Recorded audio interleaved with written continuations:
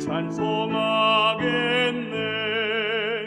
내 은혜로신 하나님 날 도와주시고 그 귀한 영광 널리 펴 알게 앞서서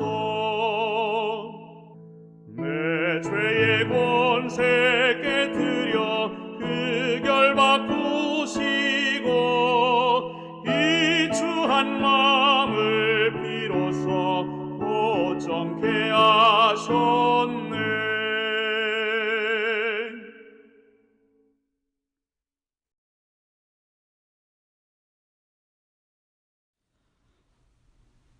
사랑의 아버지 하나님, 한 해가 저물어가는 11월 달을 맞이하면서 지난 1년 동안 저희들을 잘 보호해 주시고 또 어려운 환경 속에서 저희들을 지켜주셨사오니 감사합니다. 우리가 하나님의 은혜를 받을 자격이 없는 사람이지만 주님의 십자가의 보혈로 우리를 구원하여 주시고 지금까지 이렇게 살려주신 것을 감사합니다. 또 주님 안에서 잠들고 계시는 많은 성도님들, 주님의 부활의 날에 다 함께 만나 재림의 기쁨을 맛볼 수 있는 그날이 빨리 오기를 간구하고 기다립니다. 사랑의 아버지 하나님, 세상의 모든 징조가 주님의 오심을 알리고 있는 이때에 우리 눈을 들어 하늘을 바라보며 주님의 자비를 구하는 저희들이 될 수 있도록 도와주시고 구원이 가까울수록 우리의 믿음이 더 강해질 수 있도록 도와주시옵소서. 아버지 하나님, 이 해가 다하기 전에 우리의 마음의 모든 쓰레기들과 또 그동안 쌓아온 우리의 욕심들과 교만과 또 세상을 사랑하는 이 모든 것들을 없이 하여 주시옵시고 다 정리하고 새로운 삶을 시작할 수 있도록 도와주시며 내년을 기다릴 것이 아니라 바로 지금 이 순간부터 주님께 다시 한번 헌신하고 말씀과 실천이 조화가 되는 그리스도인의 삶을 살 수 있도록 도와주시옵소서. 저희들이 기도하는 사람으로서 마음이 따뜻한 사람이 될 수 있도록 도와주시고 우리의 삶을 통해서 사람들이 그리스도의 사랑을 발견하는 그러한 삶을 살 수 있도록 도와주시옵소서.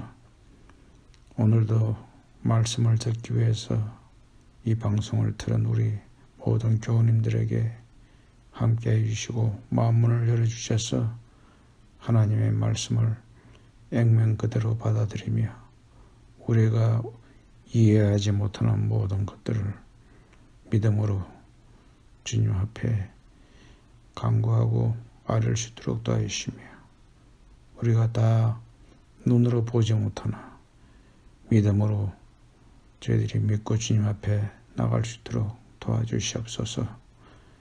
이 차가운 겨울이 오는 계절에 아버지 하나님, 집이 없고 헐벗는 모든 사람들에게 저희들이 도울 수 있는 방법과 또 어떻게 하면 예수님의 사신 생활을 본받아 살아갈 수 있는지 지혜와 총명을 주시고 교회가 해야 될 일과 또 우리 개인이 해야 될 일들을 찾아서 할 수 있도록 도와주시옵소서. 오늘도 주님이 이 예배에 함께해 주시옵시기를 예수님의 이름으로 기도합니다. 아멘.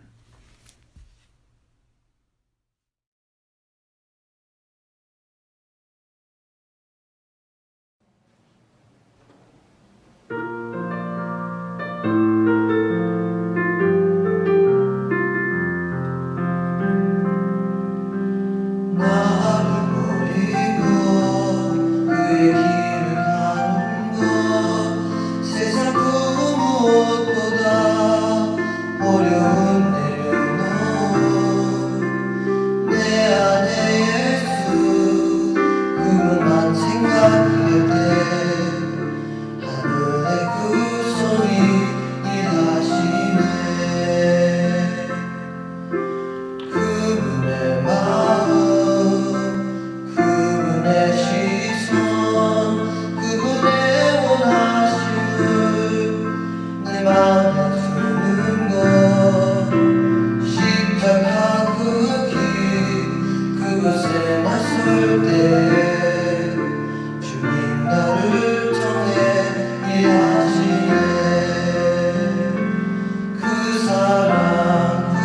사랑 나를 살리신 그 사랑 하늘의 모두와 다 내려오신 내 삶도 그렇게 내려놨습니다.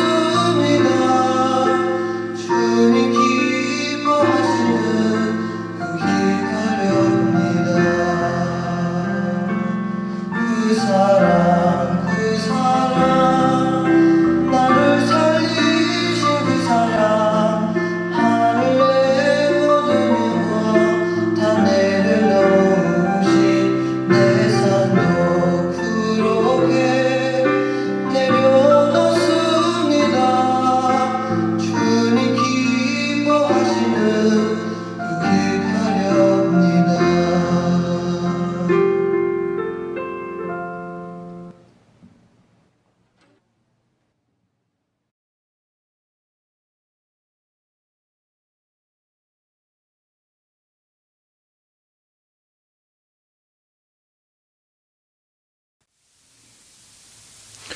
사랑하는 우리 센트럴별교회 성도 여러분, 안녕하십니까?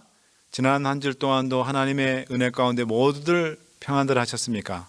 11월의 둘째 안식일 하나님의 말씀을 사랑하시고 또 신령과 진정으로 하나님께 예배드리기 위하여 이 예배에 동참하신 우리 성도 여러분 모두를 진심으로 환영하며 하나님의 넘치는 축복과 또 은혜가 여러분 위에 풍성히 임하게 되기를 간절히 바랍니다. 우리 다 같이 하나님의 말씀 창세기 28장 1절부터 4절까지 있는 말씀을 보도록 하겠습니다. 이삭이 야곱을 불러 그에게 축복하고 또 부탁하여 가로되 너는 가나안 사람의 딸들 중에서 아내를 취하지 말고 일어나 밧단 아람으로 가서 너의 외조부 부두엘 집에 이르러 거기서 너의 외삼촌 라반의 딸들 중에서 아내를 취하라. 전능하신 하나님이 내게 복을 주어 너로 생육하고 번성케 하사 너로 여러 족속을 이루게 하시고 아브라함에게 허락하신 복을 내게 주시되 너와 함께 네 자손에게 주사 너로 하나님이 아브라함에게 주신 땅 곧 너의 우거하는 땅을 유업으로 받게 하시기를 원하노라. 아멘. 한국 속담에 이런 속담이 있습니다. 여러분들이 많이 들어보셨으리라 생각됩니다. 3살 버릇 80까지 간다라는 그런 속담이 있는데요.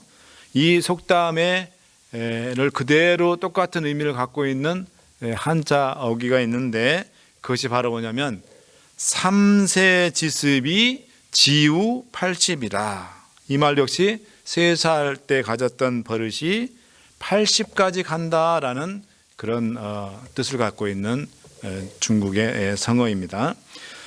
이 말은 무슨 뜻이냐면 이 한국 우리 속담하고 이 중국 이 성어하고 고사성어하고 함께 그 뜻이 공통으로 뭐냐면 어릴 때 이 가졌던 형성됐던 그런 습관들은 늙어도 어른이 돼서도 쉽게 고쳐지지가 않는다, 또는 늙을 때까지 잘 바뀌지 않는다라는 것을 뜻하는 그런 말입니다. 근데 이 습관만 그런 것이 아니라 이 품성도 마찬가지인 것 같아요. 어릴 때 형성됐던 이 품성이 죽을 때까지 가는 것 같습니다. 심지어 예언의 신의 말씀에 보면 우리가 하늘까지 가지고 가는 것이 바로 품성이라고 그렇게 얘기하고 있습니다.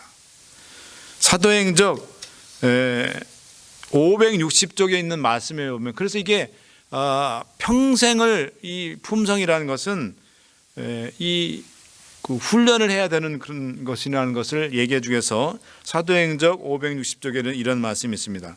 성화란 한순간, 한시간, 하루의 일이 아니라 필생의 사업이다, 그렇게 얘기를 하고 있습니다. 오늘 함께 읽었던 본문 창세기 28장 1절로 4절에 보면 복이라는 말이 3번 등장합니다. 1절에 축복이라는 말이 나오고요, 3절, 4절에 보면 복이라는 말이 나옵니다. 집에서 머나먼 외삼촌 라반이 살고 있는 하란으로 떠나기 전에 야곱은 아버지 이삭으로부터 축복 기도를 받았습니다. 여러분, 야곱은 하란으로 떠나기 전 부자 아버지 이삭 밑에서 편안하고 풍요로운 그런 삶을 누리고 있었습니다. 아무 걱정 없는 그런 삶을 누리고 있었습니다. 요즘으로 치면 이 야곱은 한국의 삼성이나 현대 같은 그런 대기업의 아들과 같은 그런 존재였는지 모르겠습니다. 그러나 어머니 리브가와 짜고 형 에서와 아버지를 속여서 장자의 축복을 받은 후에 한순간에 이 야곱은 도망자의 신세가 되었고 홈리스가 되어서 밑바닥 인생의 내동댕이 쳐졌습니다. 반면에 형 에서의 삶은 어떻습니까? 비록 장자의 축복을 빼앗기긴 했지만 아버지 이삭 밑에서 잘 먹고 편안하게 살았습니다. 야곱처럼 밑바닥 인생을 살지도 않았고 누릴 것 마음껏 누리며 그런 인생을 살았습니다. 여러분, 하나님께 축복을 받는다는 것의 진정한 의미가 무엇일까요? 하나님의 축복을 받았지만 외삼촌 라반과 함께 살았던 하란 땅에서의 야곱의 삶은 정말 지지리도 버겁는 삶, 정말 험난한 삶이 무엇인지를 보여주는 그런 삶의 모습이었습니다. 여러분, 성경이 말하는 하나님의 축복이란 무엇일까요? 호의호식하고 그저 돈 잘 벌고 아무 걱정이 없고 건강한 그런 상태를 말하는 것일까요? 야곱이 장자의 축복을 받은 이후에 그의 삶은 철저하게 하나님에 의해 붙잡힌 그런 삶이 되었습니다. 다른 말로 이야기하면 하나님께서 그의 삶을 주관한 그런 인생을 살았습니다. 그래서 야곱은 품성이 완전히 변화되어 하나님의 사람이 되었습니다. 하나님의 축복이란 하나님께서 내 삶에 개입하셔서 내 삶을 주관하시고 그래서 품성이 완전히 변화되어 하나님의 사람으로 거듭나는 것, 그것이 바로 하나님의 축복입니다.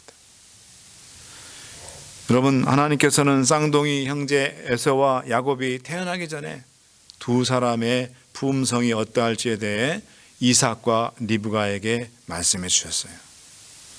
에서는 어떤 사람이었습니까? 창세기 25장 25절에 보면 이런 말씀이 있습니다.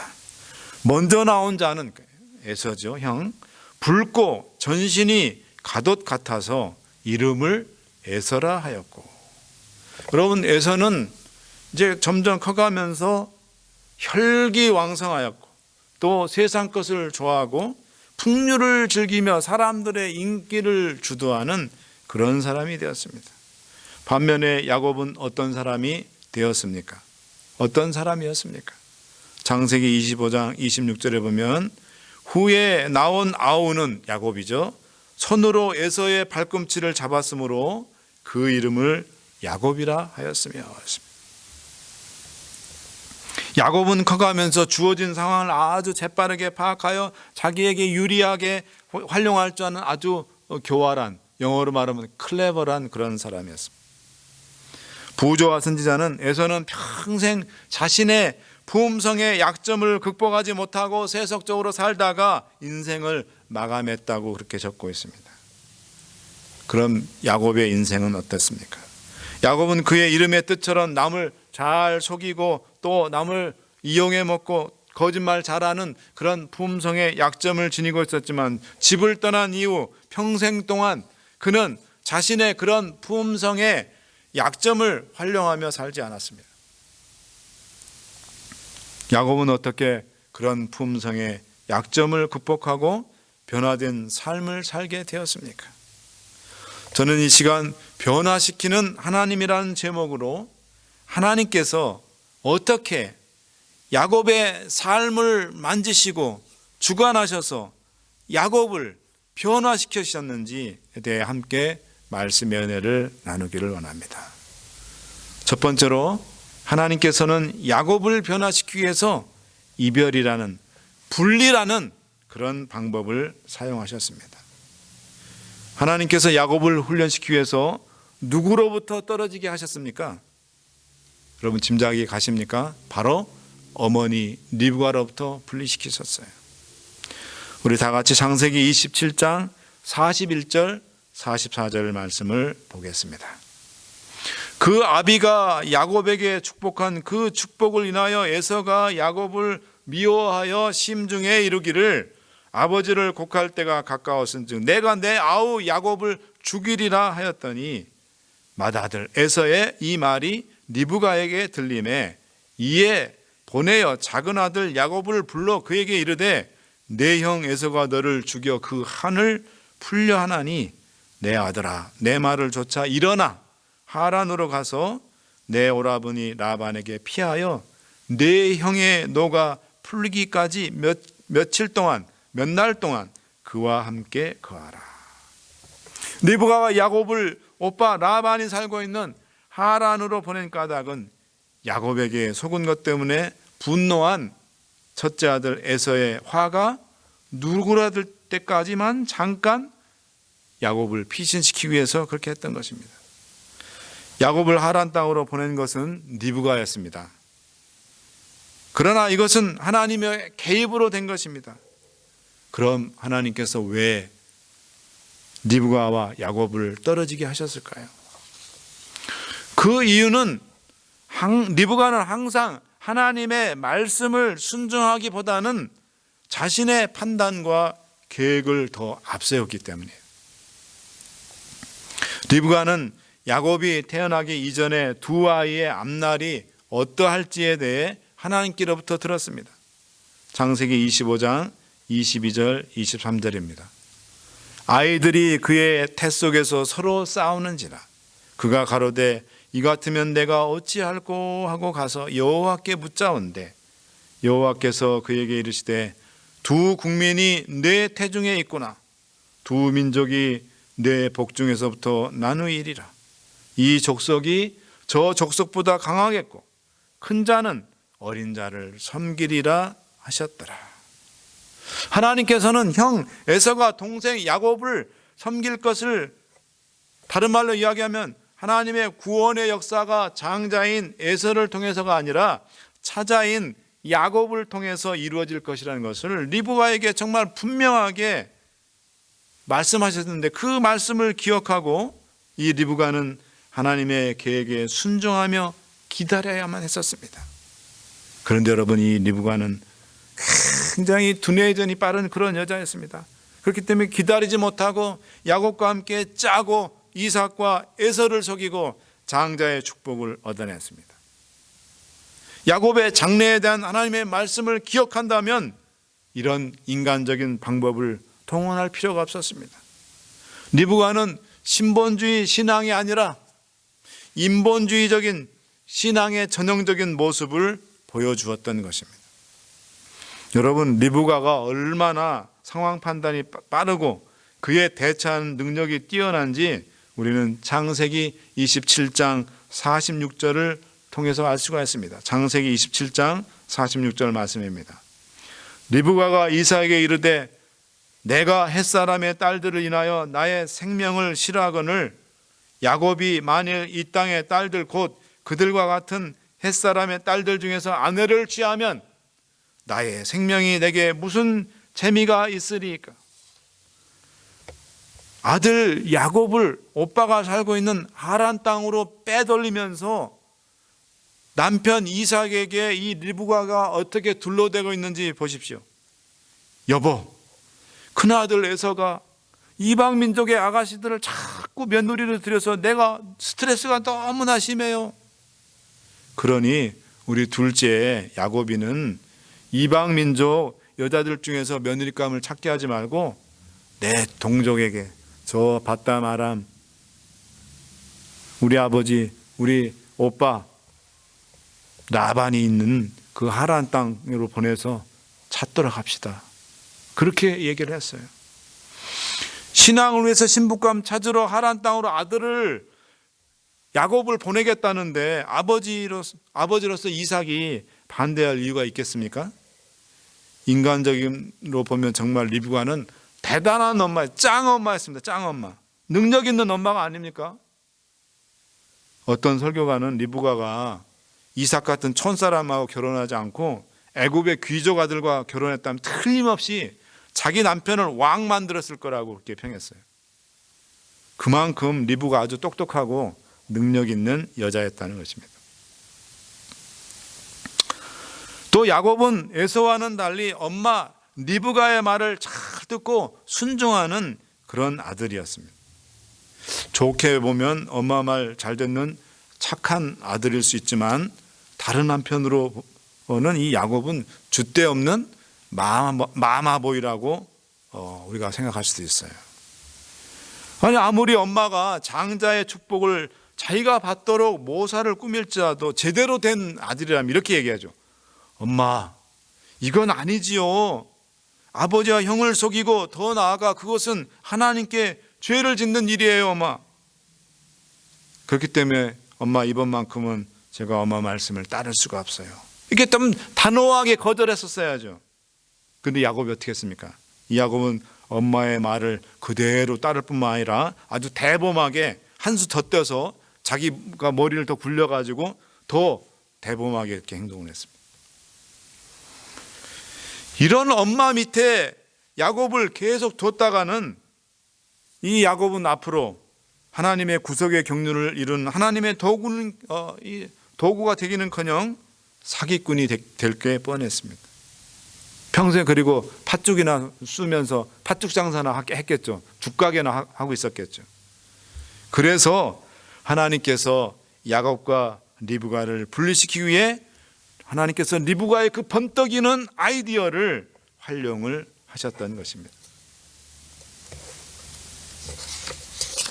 사랑하는 우리 센트럴빌교회 모든 성도 여러분, 하나님께서는 때때로 우리를 하나님의 사람으로 변화시키기 위해서 사랑하는 사람들, 또 나를 호의적으로 생각해 주는 그런 사람들, 또는 어떤 물건, 환경으로부터 우리를 떠나가게 하셔요.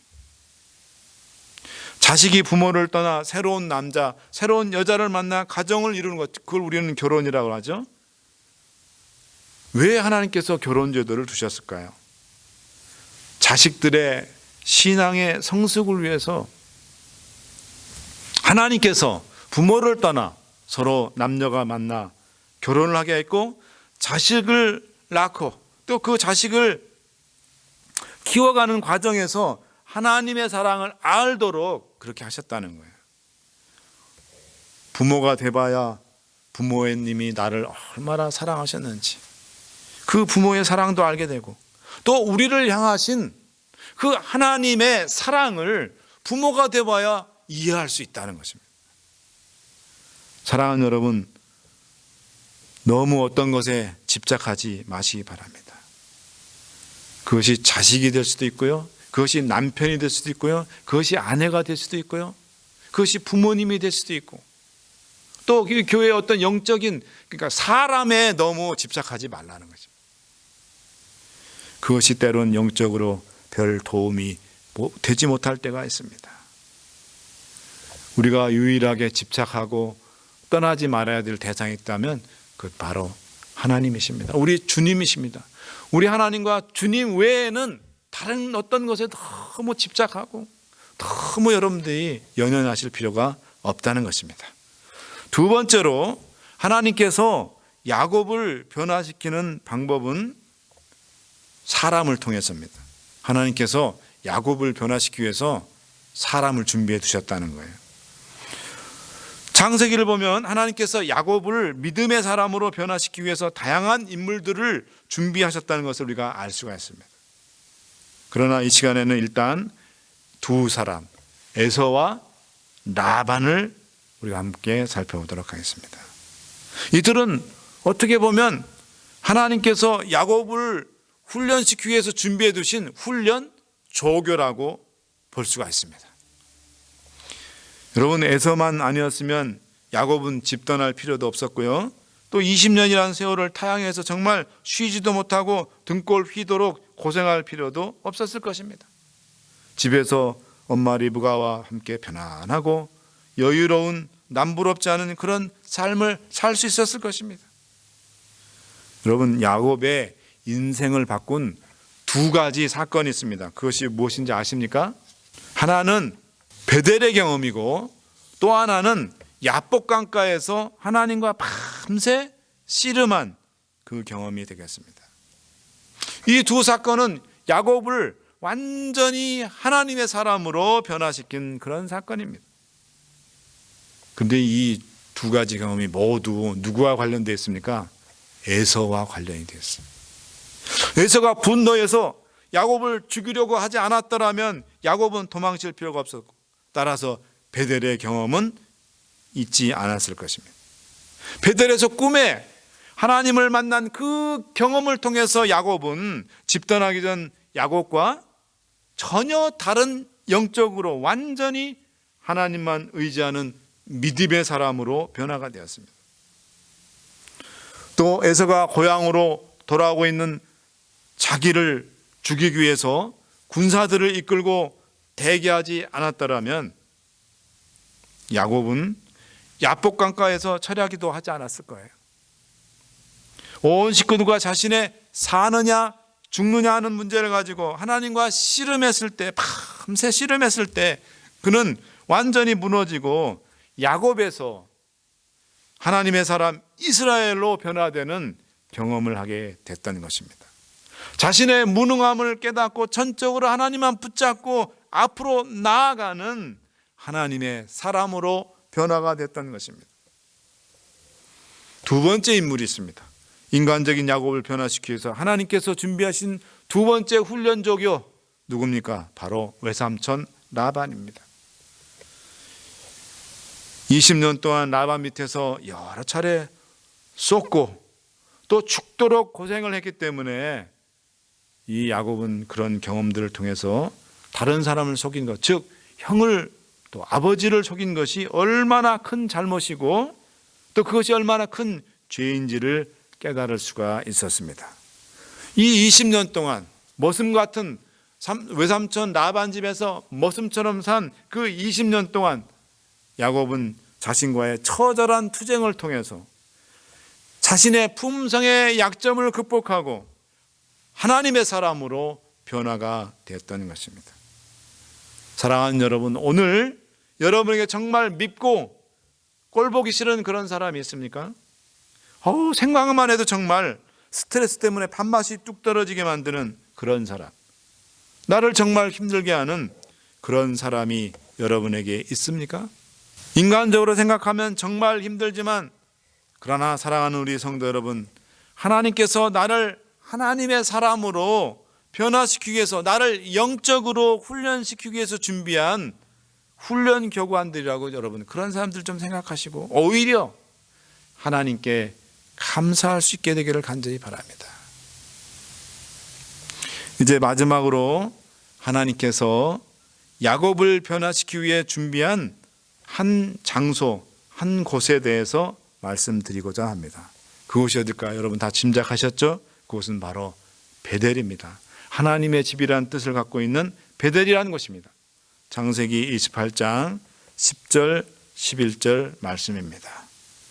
야곱이 브엘세바에서 떠나 하란으로 향하여 가더니 한 곳에 이르러는 해가 진지라. 거기서 유숙하려고 그곳에 한 돌을 취하여 베개하고 거기 누워 자더니 이랬습니다. 여러분, 형 에서를 또 아버지를 속이고 그래서 분노한 형 에서의 그 살기등등한 모습에 이제 살기 위해서 야곱은 야반도주를 하였습니다. 부잣집 도련님에서 하루아침에 차가운 땅바닥에 옷을 이불 삼고 누워 잠을 청해야 하는 노숙자 홈리스가 되었습니다. 하루아침에 그는 인생의 가장 밑바닥에 내동댕이 쳐진 것입니다. 집이 얼마나 그리웠을까요? 또 얼마나 엄마가 보고 싶었을까요? 한 번도 경험해 보지 못했던 낯섦, 또 불안, 공포에 떨며 눈물을 훔치면서 겨우 잠들었을 때 바로 그 순간 하나님께서 야곱을 찾아오셨습니다.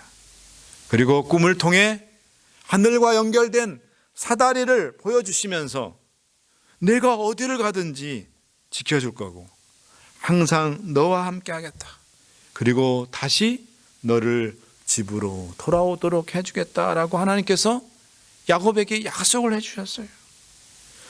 야곱은 바로 그곳에서 하나님을 만났습니다. 지금까지는 아버지 이삭의 하나님, 어머니 리브가의 하나님이었지만 바로 그 베델에서 야곱은 나 야곱의 하나님을 만난 것입니다. 여러분, 신앙은 나와 하나님의 인격적인 만남을 통해서 더욱 확실해집니다. 우리의 신앙이 막연한 것은 하나님을 직접 만나본 경험이 없기 때문에 그런 것입니다. 야곱이 하나님을 인격적으로 만났을 때 그가 누운 곳은 더 이상 밧단 아람의 그 이름 없는 어떤 한 곳이 아니라 하나님이 계시는 하나님의 즉 하나님을 예배하는 거룩한 곳 베델이 되었다는 것입니다. 제가 아는 어떤 한 목사님이 계십니다. 이 목사님은 목회하기 전에 교회의 집사였지만은 항공 관련 사업을 했는데요. 엄청나게 돈을 많이 벌고 사회적으로 크게 성공을 했습니다.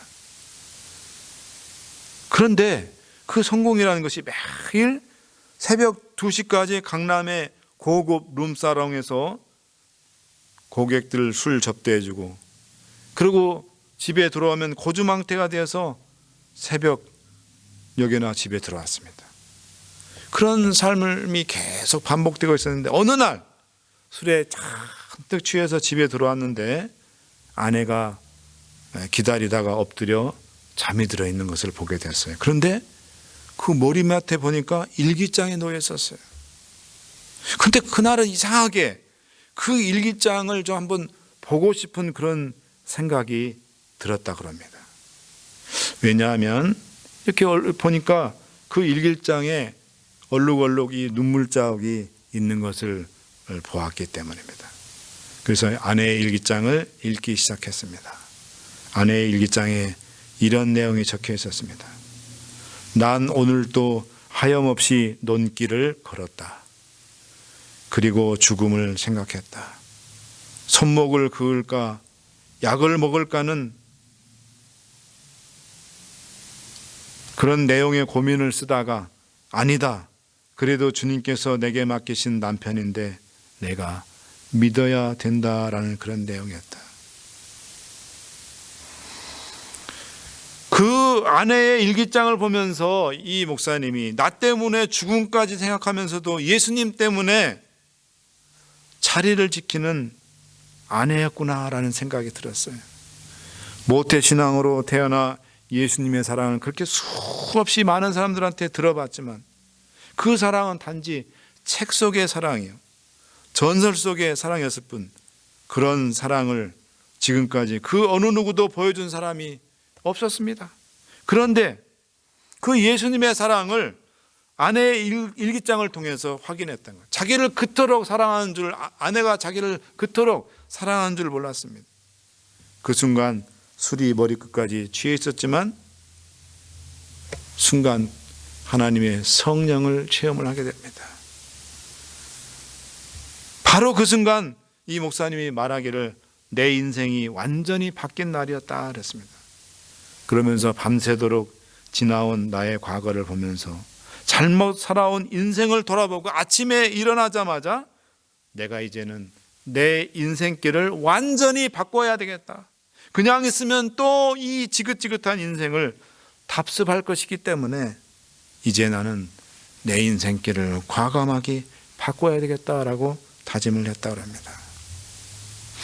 인생의 가장 괴롭고 힘든 그 시기에 아내의 일기장에 쓰인 내용을 보고 회심한 이분은 바로 회사를 그만두었고 신학교에 입학해서 목회자가 되었습니다.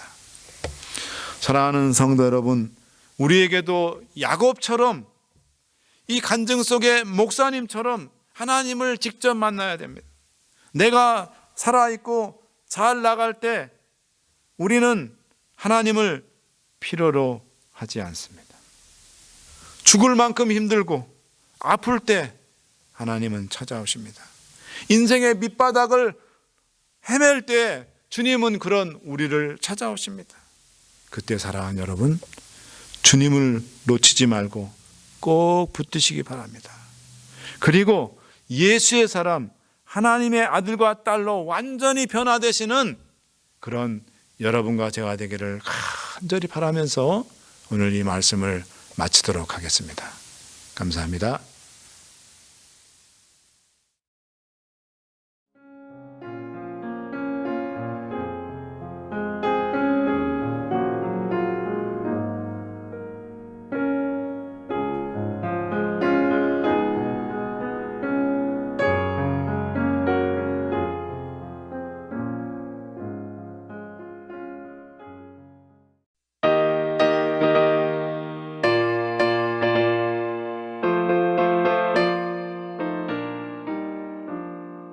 우리를 죄에서 구하시려 주 예수 십자가 지셨으니 할렐루야 찬미를 부르세 구원을 얻었네.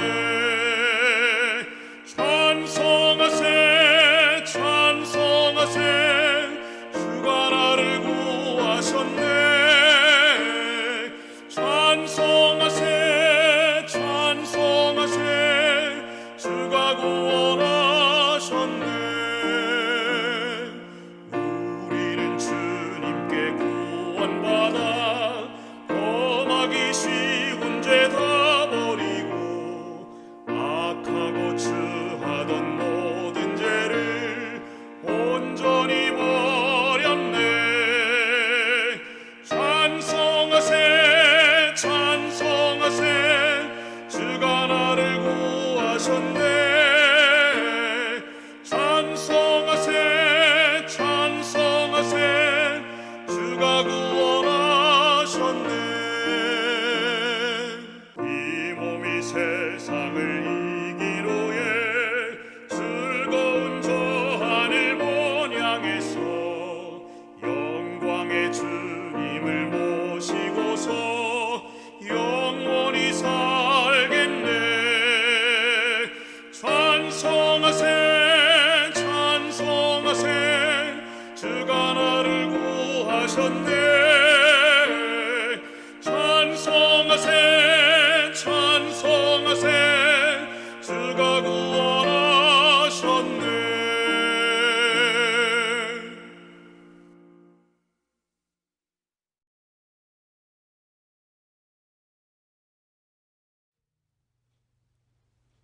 자비로운 주 하나님, 오늘 이 시간 야곱의 경험을 통하여 우리가 어떻게 변화될 수 있는지 가르쳐 주셔서 감사합니다.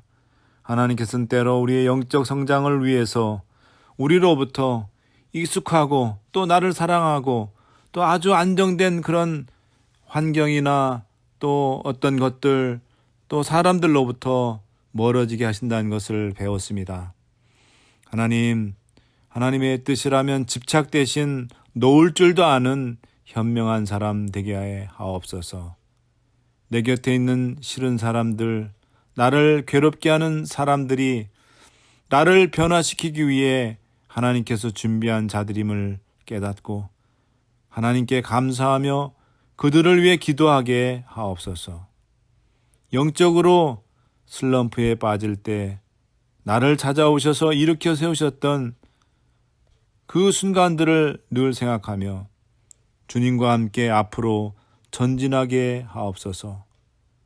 이제는 아버지 하나님의 크신 사랑과 예수 그리스도의 구원하신 은혜와 성령 하나님의 감동 감화하심이 이 시간 예배에 동참한 주의 사랑하는 백성들을 위해 함께 하시기를 예수 그리스도의 이름으로 축원하옵나이다. 아멘.